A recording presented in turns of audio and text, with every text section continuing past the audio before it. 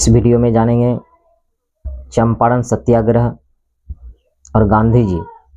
चंपारण सत्याग्रह और गांधी जी के बीच क्या रिलेशन थे, इसके बारे में विशेष चर्चा करने वाले हैं। और ये जो भी रहेगा ये एग्ज़ाम की दृष्टि से इस पर चर्चा किया जाएगा। और जो भी प्रश्न होगा कहीं न कहीं किसी भी एग्ज़ाम में ये पूछा जा चुका है। तो आइए देखते हैं चंपारण सत्याग्रह और गांधी जी के बीच क्या संबंध थे। तो सबसे पहले ये देखेंगे चंपारण सत्याग्रह क्या थे। चंपारण पश्चिम चंपारण की बात है और वहाँ पर अंग्रेज़ों ने किसानों को जबरन नील के खेती करने के लिए बाध्य किए थे और ये अनिवार्य कर दिया गया था कि 20 कट्ठा में 3 कट्ठा पर नील का खेती करना अनिवार्य था, यानी कि 3/20 भाग। ये हो गया आपका 3 कठिया पद्धति इसे कहा जाता है। इससे क्या होता था, किसानों की भूमि बंजर हो जाते थे, साथ ही किसानों को बहुत कम रुपये इससे प्राप्त होते थे, अंग्रेज़ों को इससे ज़्यादा लाभ था। तो आइए इसके बारे में देखते हैं। नील आंदोलन, नील विद्रोह के बारे में देखेंगे, ठीक है। चंपारण सत्याग्रह के बारे में, ठीक है। तो सबसे पहले बात करेंगे कि ये मामला आया किस प्रकार से। तो नील के अंग्रेज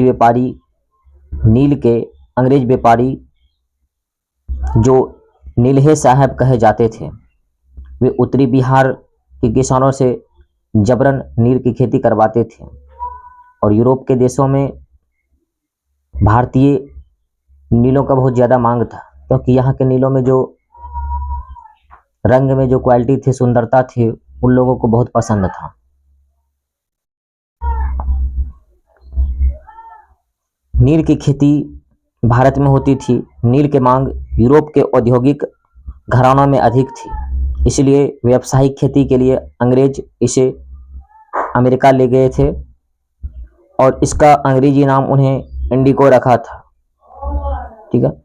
जब ईस्ट इंडिया कंपनी भारत में व्यापार करने आई थी तो इसके व्यापार की मुख्य वस्तु क्या थी, नील। विश्व बाजार में जर्मनी के वैज्ञानिकों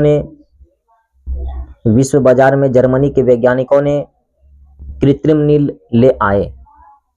जब यूरोपीय अंग्रेज भारत से नील ले जाके यूरोप साथ ही अन्य देशों में नील का जब व्यापार करते थे, उसको बहुत ज़्यादा मुनाफा होते थे।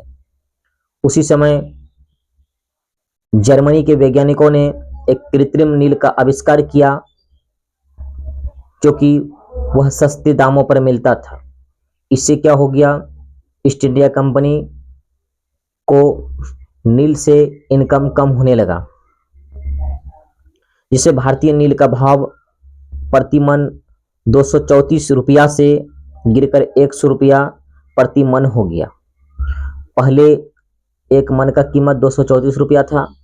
जब जर्मन के वैज्ञानिकों ने कृत्रिम नील का आविष्कार किया तो इसका भाव कितना हो गया, 100 रुपया प्रति मन हो गया। 1914 में जब प्रथम विश्व युद्ध की शुरुआत हो गई, जिससे विश्व मंडी में जर्मनी का कृत्रिम नील आना बंद हो गया। जब विश्व युद्ध प्रारंभ हो गया तो जर्मनी से जो कृत्रिम नील आ रहा था वह नील आना बंद हो गया और पुनः एक बार भारतीय नील, खास करके बिहार के नील का मांग विश्व बाजारों में तेजी हो गया, जिससे उसके नील का भाव में भी वृद्धि हुआ और 675 रुपया प्रति मन तक पहुंच गया, जो कि 234 रुपया था, उसे घट के 100 रुपया हो गया। पुनः इसका कीमत 675 रुपया प्रति मन तक पहुंच गया। नील के अंग्रेज व्यापारी बिहार में 2 तरीके से नील की खेती करते थे। एक होता था जीरात होता था, एक आसामी बार होता था। एक जीरात में होता था क्या कि सभी संसाधन, नील की खेती करने के लिए सभी संसाधन वह व्यापारियों के देखरेख में होता था, लेकिन आसामी बारे में सभी संसाधन किसानों का होता था। और एक अन्य तरीका था खुश्की या कुर्तौली। खुश्की या कुर्तौली, इसमें रैयतों का बहुत ज्यादा शोषण किया जाता था। चंपारण के नीलहों में सबसे क्रूर था, चंपारण के नीलहे में सबसे क्रूर बेलवा कोठी का एसी एमन। चंपारण में जो नील व्यापारी था,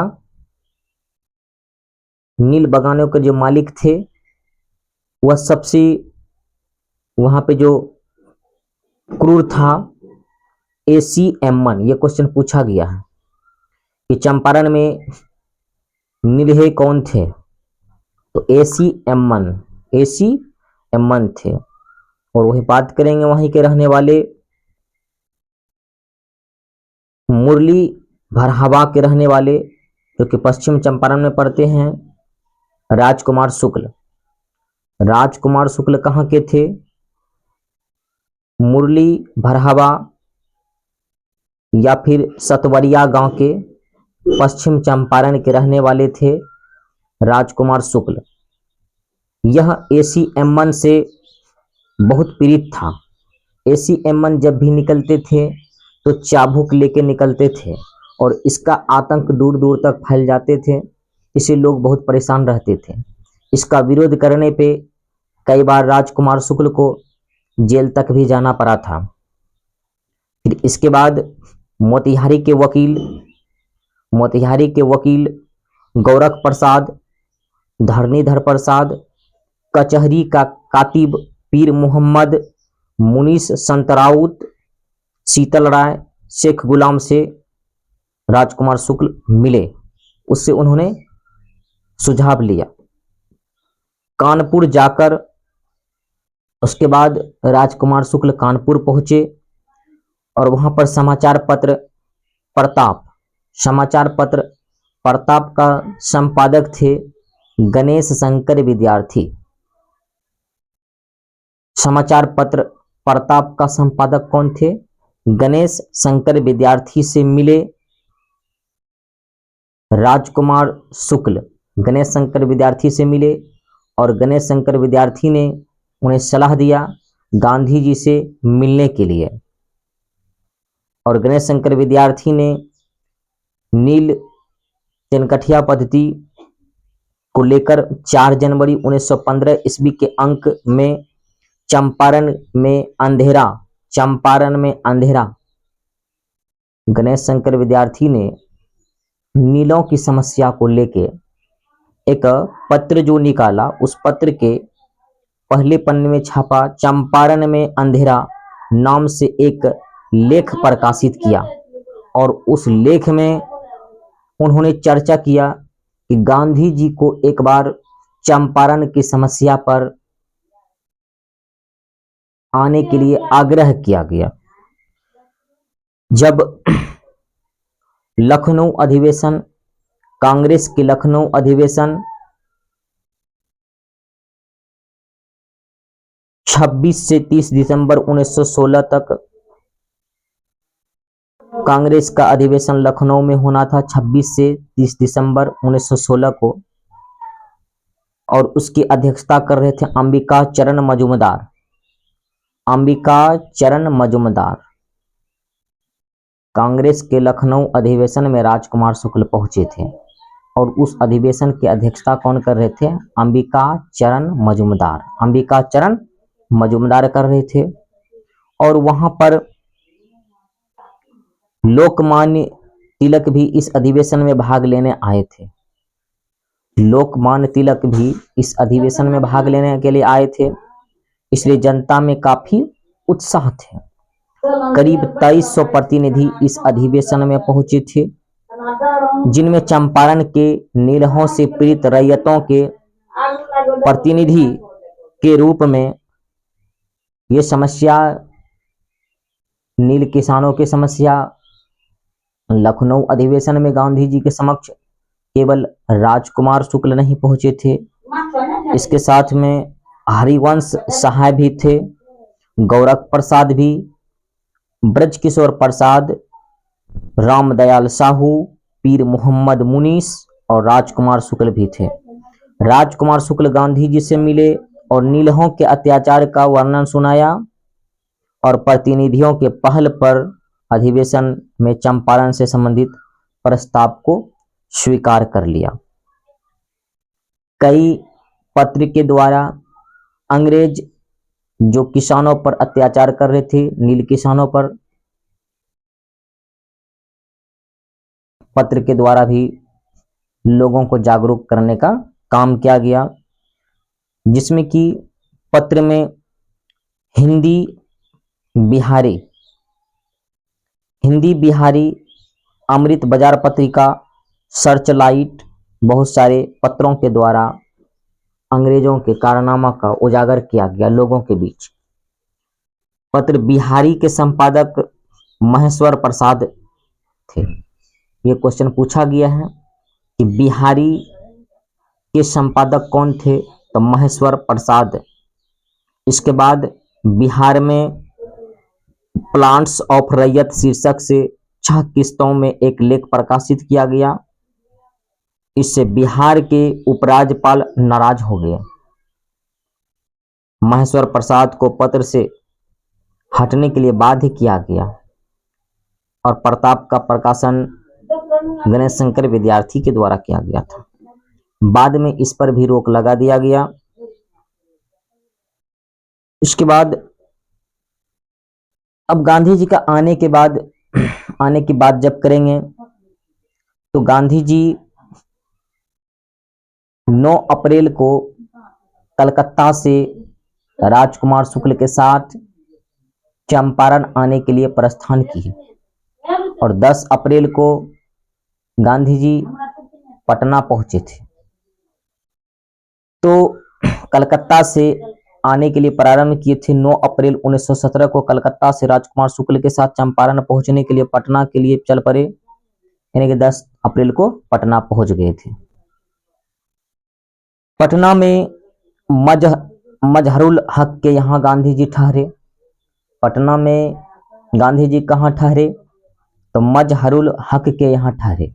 पटना कब पहुंचे, तो 10 अप्रैल को गांधी जी पटना पहुंचे और कलकत्ता से कब प्रस्थान किए थे, 9 अप्रैल को प्रस्थान किए। पटना पहुंचने के बाद किसके यहाँ ठहरे, तो मजहरुल हक के यहाँ ठहरे। पटना से मुजफ्फरपुर के लिए फिर प्रस्थान किए और रात्रि 10 बजे रेलवे स्टेशन पर पहुंचे तो उनकी मुलाकात जेबी कृपलानी सहित वहां के बुद्धिजीवियों, कांग्रेसी छात्रों ने उनका स्वागत किया। चंपारण के किसान की बड़ी समस्या में मुजफ्फरपुर पहुंचे। मोतिहारी जाने से पूर्व गांधी जी नीलवड़ संघ के सचिव J.M. विल्सन, ये भी क्वेश्चन पूछा गया है एग्जाम में। मोतिहारी जाने से पहले गांधी जी नीलवड़ संघ के सचिव J.M. विल्सन और तिरहुत प्रमंडल के आयुक्त, ये भी पूछा गया है, तिरहुत प्रमंडल के आयुक्त L.F.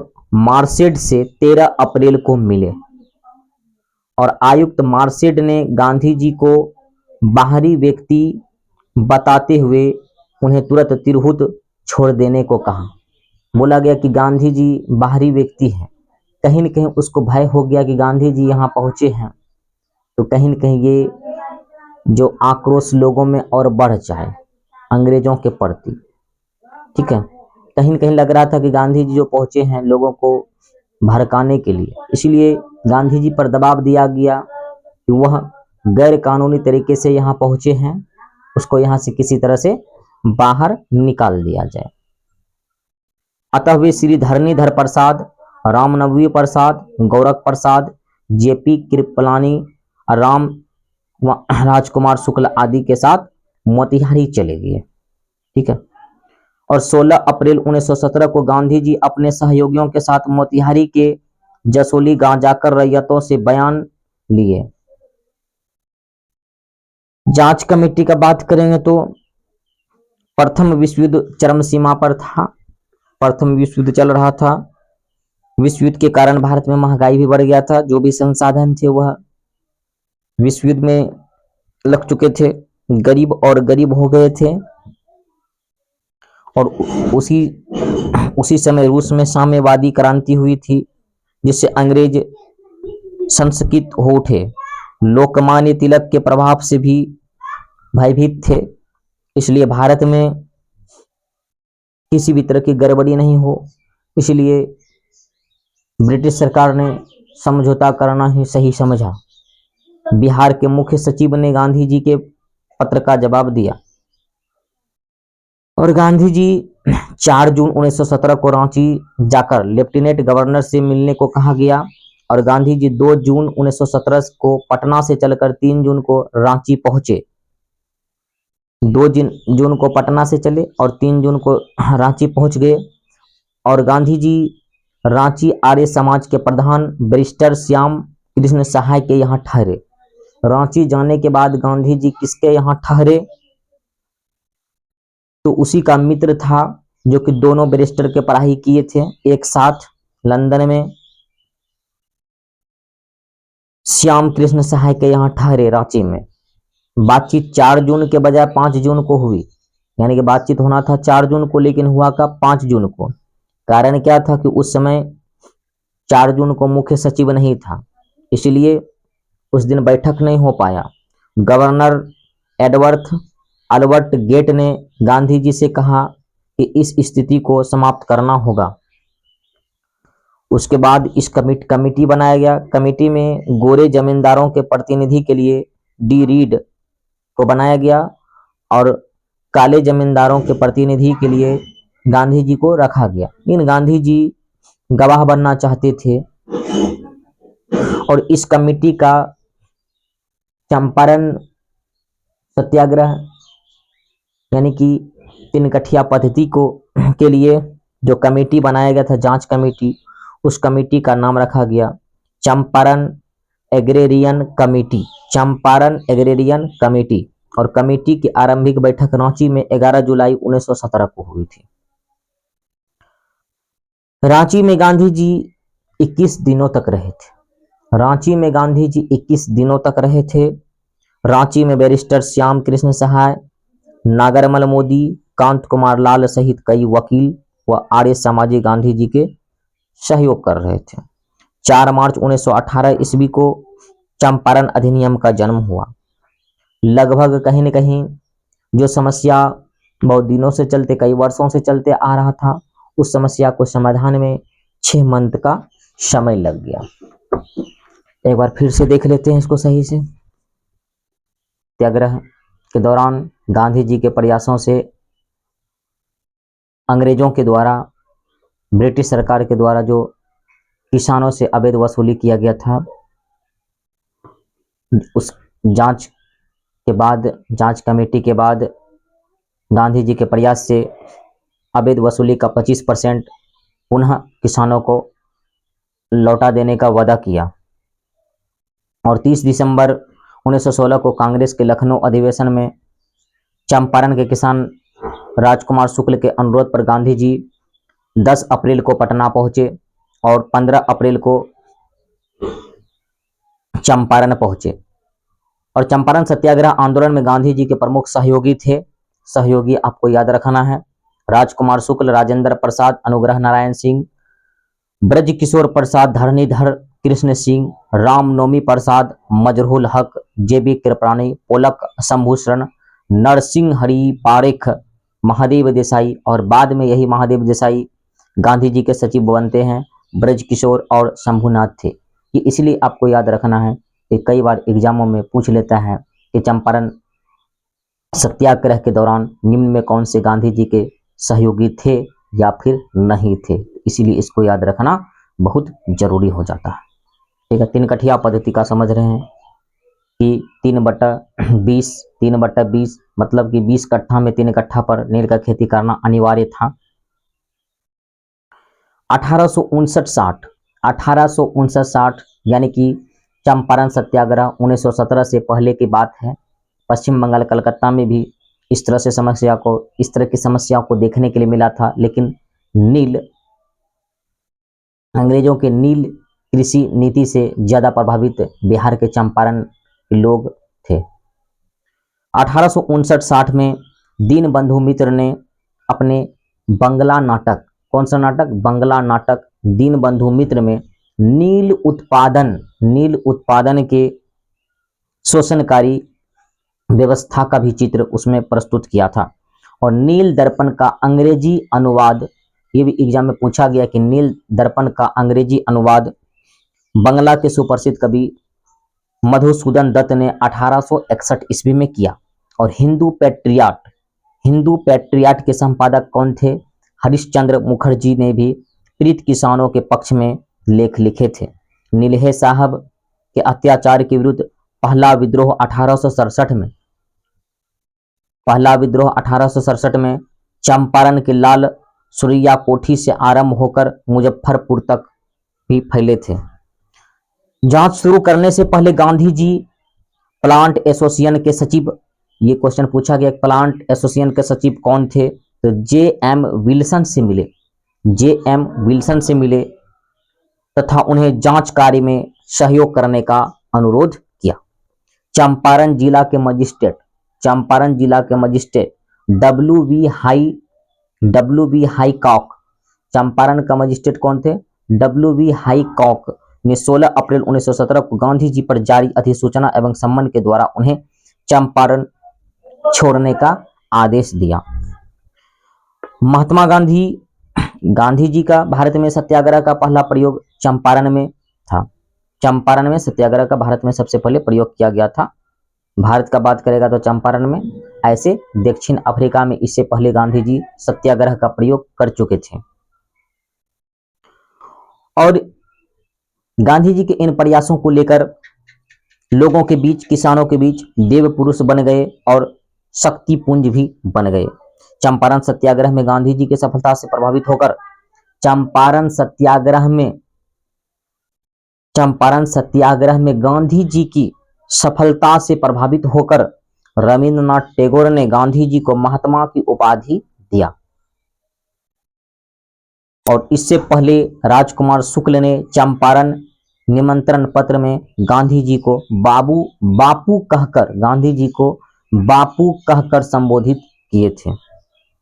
गांधी जी के अहिंसा पूर्वक सत्याग्रह को अपार समर्थन मिलने के बाद ब्रिटिश सरकार को चंपारण कृषक अधिनियम 1918 पारित करना पड़ा। चंपारण में किसानों की स्थिति के जांच के लिए 6 समिति बनाया गया था। किसानों की स्थिति की जांच के लिए 6 सदस्यीय जांच समिति, यानी कि उसमें 6 सदस्य थे समिति में, और जिसका नाम चंपारण एग्रेरियन समिति, जांच समिति का नाम क्या था? चंपारण एग्रेरियन समिति रखा गया। और इसका अध्यक्ष कौन थे? एफ.जी. सलाई थे। और साथ में महात्मा गांधी, एल.सी. आदामी, राजा हरिप्रसाद, नारायण सिंह, रीड और रैनी भी शामिल थे। गांधी जी ने 14 नवंबर 1917 को चंपारण के बड़हरवा लखनसेन नामक गांव में पहला स्कूल स्थापित किए थे। ये पूछा गया है कि गांधी जी ने पहला स्कूल कहाँ स्थापित किए थे। तो गांधी जी ने पहला स्कूल जो स्थापित किया चंपारण के बड़हरवा लखनसेन गांव में किया गया था। और बात ये भी है कि गांधी जी ने चंपारण सत्याग्रह किया। गांधी जी ने जो चंपारण सत्याग्रह किया, इसका विरोध करने वाला व्यक्ति कौन था? गांधी जी के चंपारण सत्याग्रह का विरोध करने वाला व्यक्ति कौन था? एन.जी. रंगा। इसका विरोध करने वाले कौन थे? एन.जी. रंगा थे। गांधी जी ने दूसरा स्कूल 1917 ईस्वी में 20 नवंबर 1917 ईस्वी में बिहार में गांधी जी के चंपारण सत्याग्रह का 100 वर्ष पूरने के बाद संपूर्ण राज्य में सत्याग्रह शताब्दी का आयोजन किया गया। और इसके समापन में 21 से 22 फरवरी 2018 को प्रधानमंत्री नरेंद्र मोदी ने नई दिल्ली में स्वच्छाग्रह बापू को कार्यांजलि एक अभियान प्रदर्शनी का उद्घाटन भी किया। अब बात करेंगे गांधी जी।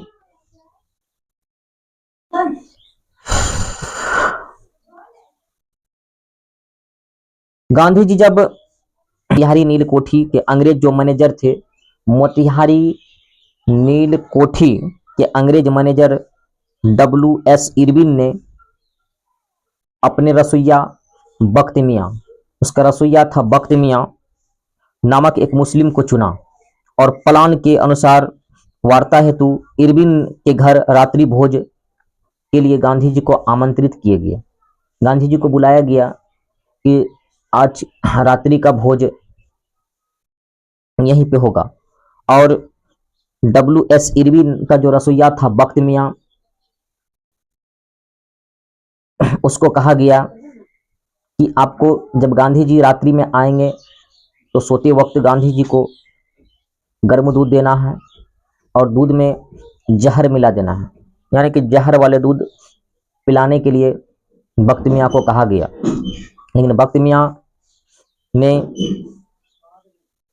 इस बात को गांधी जी और डॉक्टर राजेंद्र प्रसाद के कानों में बोल दिया। अंग्रेजों के साजिश को, इन सारी साजिश को गांधी जी और डॉक्टर राजेंद्र प्रसाद के कानों में बोलकर अंग्रेजी साजिशों का भंडाफोड़ कर दिया और गांधी जी ने वह दूध नहीं पिया। लेकिन रात में एक बिल्ली के दूध पीने से बिल्ली का मृत्यु हो गया। इस प्रकार बख्त मियाँ एक सच्चा राष्ट्रभक्त था। कहा जाता है कि मारने वाले से महान बचाने वाले होते हैं, लेकिन यहाँ पर उल्टा हो गया। इतिहास के पन्नों में बख्त मियाँ का नाम नहीं छपा, बचाने वाले बख्त मियाँ, गांधी जी को बचाने वाले बख्त मियाँ का नाम नहीं छपा इतिहास के पन्नों में, लेकिन मारने वाले गोडसे का नाम प्रचलित हो गया।